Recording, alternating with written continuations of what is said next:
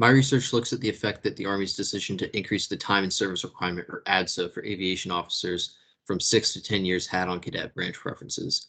So cadets input their branch preferences at regular time intervals before graduating. So I used a difference in differences model comparing the class of 2021 to previous classes to estimate this effect. And this effect is important for the Army because it impacts the Army's effort to overcome pilot shortfalls in the aviation branch and also indicates how people respond to time and job contract requirements. This graph shows the 2019 shortage of warrant officers. So effects found on potential officers could also be important if they correlate to potential warrant officers and their preferences for aviation, who make a greater share of pilots in general. This graph shows the comparison for aviation preferences across time between the treatment and control groups.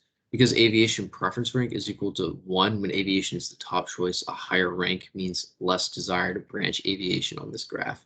And as the graph shows, the class of 2021's average desire to branch aviation decreases significantly just after the ADSO is announced, and also shows parallel trends before the ADSO. So based on the previous graph, this table shows the main difference in different estimates of the ADSO's effect on branch preferences for aviation. And in addition to the preference rank outcome, the top and low choice indicator outcomes also confirm that the ADSO caused preferences for aviation to decrease significantly.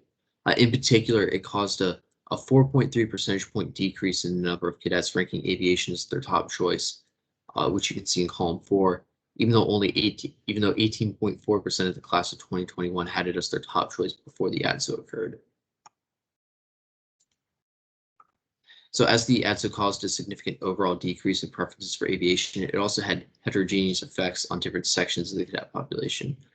This graph shows the main difference in difference point estimates for cadets by quartile of different talent measurements, including class rank or CCPS, GPA or CAPS, their SAT score, and also the branch score that aviation assigns to cadets. And in each case, the ADSO's strongest effect is on the top quartile cadets, and its effects shift them away from a desire to branch aviation. In addition, the ADSO had a significantly stronger effect on women than on men in shifting preferences away from aviation.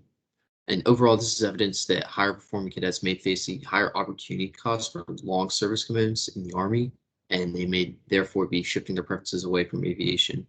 And overall, these results should suggest that the ADSO is discouraging the higher performing cadets as measured by class rank and GPA from branching aviation, which may be an unintended consequence of the policy change.